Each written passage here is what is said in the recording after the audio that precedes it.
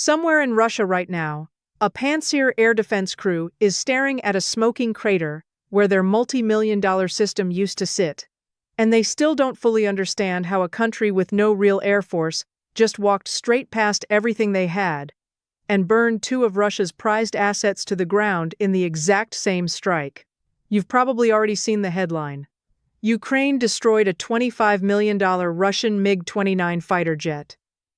That number alone is wild enough to stop you scrolling. But here's what almost nobody is telling you. That jet was never really the target. It was the bait. The real prize Ukraine was hunting that night was sitting quietly right next to it, and taking it out might matter a whole lot more than one burning fighter plane. Stay with me, because by the end of this video, you're going to understand exactly what Ukraine actually pulled off, why Russia has been losing this exact kind of fight over and over again this year, and why this single strike might be a small preview of something much bigger still coming. Let's start with where this happened. There's a Russian airbase called Kalino, sitting just outside the city of Kursk, close to the Ukrainian border. If you've been following this war for a while, that name might already ring a bell. And it should, because this isn't the first time Kalino has made headlines. This base has been a thorn in Ukraine's side and a repeated Ukrainian target for almost 2 years now. Kalino matters because of what it does. Russian fighter jets stationed there fly missions, dropping massive glide bombs on Ukrainian positions near the border. These aren't small bombs either. Some weigh up to 3 tons, with pop-out wings that let them glide 25 miles or more before hitting their target. At certain points in this war, jets flying out of bases like Kalino have dropped around 50 of these bombs a day, which adds up to roughly half of all the glide bombs Russia drops along its entire 700-mile front line. So this one airfield alone has been responsible for an enormous chunk of the damage inflicted on Ukrainian troops over the years. Back in November of 2024, American-made ATACMS missiles slammed into Kalino in one of the very first confirmed strikes of that missile system on Russian soil. Soldiers on base were caught on video screaming in shock as the explosions ripped through the runway. At the time, Kalino was home to a squadron of Su-30 fighter bombers, and even though the base had an S-400 air defense system sitting there to protect it, the missiles got through anyway. Reports at the time said Russian forces had also just lost a radar station and 2 missile launchers from that same S-400 system in a separate strike nearby, just 1 day earlier. So even back then, the pattern was already forming. Ukraine wasn't just hitting the jets, it was hitting the shield meant to protect them too. Fast forward almost 2 years. To the night of July 20th into July 21st, 2026. Ukraine strikes Kalino again. This time, the target isn't a squadron of bombers sitting in the open. It's a single MiG-29 fighter jet. And parked right next to it, doing exactly what it's built to do, protecting valuable aircraft from incoming threats, sits a Pantsir S-1 air defense system. In one single strike, Ukraine destroys both. Now let's slow down and actually understand what a Pantsir S-1 is, because this is the part most headlines skip right past. A Pantsir isn't just some random piece of military equipment. It's a short-range air defense system, built specifically to shoot down exactly the kind of small, fast-moving drones Ukraine uses in strikes like this one. It's the last line of defense standing between a Ukrainian drone and whatever expensive target it's trying to reach. Airfields, command posts, fighter jets, all of it depends on systems like the Pantsir standing guard. So think about the math here. On one side, you have a single fighter jet, incredibly valuable, but ultimately just one aircraft. On the other side, you have the actual defense system, whose entire job is to stop attacks like this from ever succeeding in the first place. Destroying the jet is a win. Destroying the Pantsir means the next drone that comes for this airfield has one less obstacle standing in its way. And the drone after that? And the one after that? That is the real target. Not the plane everyone's talking about online, but the invisible wall of protection that was supposed to make a strike like this nearly impossible. And Ukraine didn't stop there either. According to Ukraine's own general staff, that same wave of attacks, spread across the night of July 20th into the 21st, also hit a maritime surveillance radar, logistics depots, ammunition depots, and multiple Russian drone control posts, spread across both occupied Ukrainian territory and inside Russia itself. On top of all of that, a separate radar station near the village of Horly in occupied Kherson region got hit too. So really, this wasn't a single strike on a single airfield. It was one coordinated night of attacks, aimed at slowly stripping away the pieces Russia depends on, to see incoming threats, to store weapons, to fuel jets, and to command its own drone fleet. The MiG-29 fireball is the part that trends online. The radar stations and drone command posts are the boring-sounding targets that quietly decide who can see what, and who gets to strike first, in the weeks that follow. This strike on a MiG-29 wasn't even a lonely, isolated event. It's part of a much longer, much bigger pattern that's been building all year. Rewind to late June. Ukrainian military intelligence, known as HUR, releases video confirming they destroyed a different Russian MiG-29 fighter, this time at Belbek airfield in occupied Crimea. A small Ukrainian drone crept onto the base, under cover of darkness, and struck the jet directly. In the very same strike, it also burned down a mobile support unit that happened to be servicing the aircraft in that exact moment. Meaning, ground crew and equipment got caught in the blast too. Ukrainian officials estimated the total damage from that single operation, jet plus support vehicle, at tens of millions of dollars. Just days after that, in early July, Ukraine's security service carried out a drone strike on 2 more Russian military air bases in occupied Crimea, called Saki and Havardiisk, damaging at least 7 additional Russian aircraft in a single night. 7.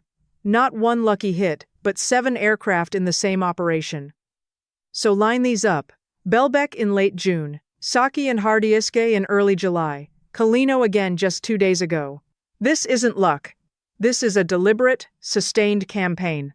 Ukraine has spent months quietly working through a list of Russian air bases, going after fighter jets and the systems meant to protect them, whether they're sitting in occupied Crimea or deep inside Russia's own territory near Kursk. It's also worth remembering, this fight isn't one-sided. Russia has been hunting Ukrainian jets too.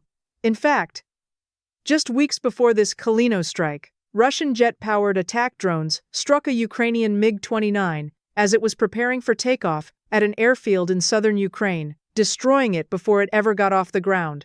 Ukraine has also lost aircraft in other incidents this year, including one of its increasingly rare and precious Su-27 fighters. Planes that are almost impossible to replace since Ukraine can no longer manufacture new ones and has to rely on whatever older stock and spare parts it can find. So this is genuinely a two-way war in the skies right now. Both sides are hunting each other's jets on the ground and in the air. Both sides are losing planes they can't easily replace. And both sides are trying to protect what's left with air defense systems that keep getting targeted right alongside the aircraft they're guarding. But here's where the picture starts to tilt. Russia builds new fighter jets far more easily than Ukraine does. Ukraine, on the other hand, has gotten remarkably good at building cheap, effective drones that can sneak past defenses and hit multi-million-dollar targets for a tiny fraction of the cost. A drone that costs a few $1,000s just took down a jet worth $25 million, plus an air defense system worth millions more on top of that. When you look at the price difference alone, this kind of trade overwhelmingly favors Ukraine, even before you consider how hard those Russian assets are to replace, or how long it takes to get new ones built and shipped to the front. Now, let's talk about why this particular moment, this particular week, matters so much beyond just one airfield. Russia's economy has been under serious strain this year. Reports show Russia's central bank has been selling off gold at a record pace, dumping tons of it to help plug a growing hole in the federal budget, which has ballooned to nearly 6 trillion rubles in deficit since the start of 2026. On top of that, the Kremlin has quietly stopped publishing regular updates on how much money is actually sitting in Russia's treasury accounts, with the last public figures dating back to mid-July. When a government stops sharing its own financial numbers, that's usually not a sign that things are going well behind the scenes. Every fighter jet Ukraine destroys, every Pantsir system taken out, every ammo depot and logistics site hit, adds another repair bill to a country that is already struggling to balance its books. Replacing a MiG-29 isn't cheap. Replacing the air defense system meant to guard it isn't cheap either. And doing this over and over, at bases across Crimea and deep inside Russia itself, forces the Kremlin to spend money it increasingly doesn't have to spare, all just to try to patch holes that keep reopening. There's a human side to this story too, and it's worth pausing on. On the very same day this Kalino strike was making headlines, an 11-year-old girl named Maria Levchenko was killed in a Russian airstrike on a residential building in Zaporizhia. She was a 6th grader who loved swimming and drawing and attended both art and music school, where she played the synthesizer. While military analysts are busy talking about air defense systems and fighter jets, real families in Ukraine are burying children. That's the backdrop this entire war plays out against, no matter how many strategic strikes either side manages to land.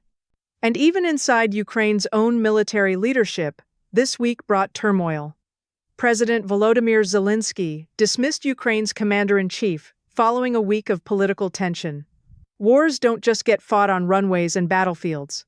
They get fought in command rooms and government offices too.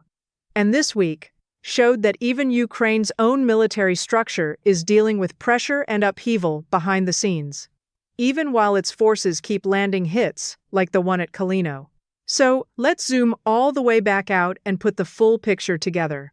Ukraine hit a Russian MiG-29 fighter jet at Kalino Air Base and destroyed the Pantsir S-1 air defense system sitting right next to it, in the very same strike.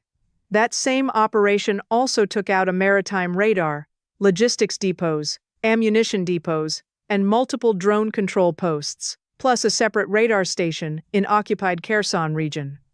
This wasn't a random lucky hit.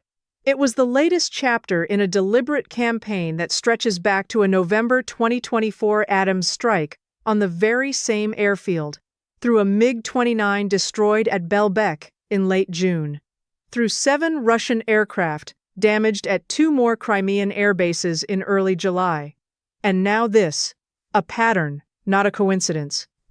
And all of it is landing on a Russian economy that's already burning through its gold reserves and going quiet about its own treasury numbers. While a Ukrainian military that just went through its own leadership shakeup somehow keeps finding ways to reach deep into Russian territory and burn down some of its most valuable, hardest-to-replace assets. That's the real story behind the $25 million headline.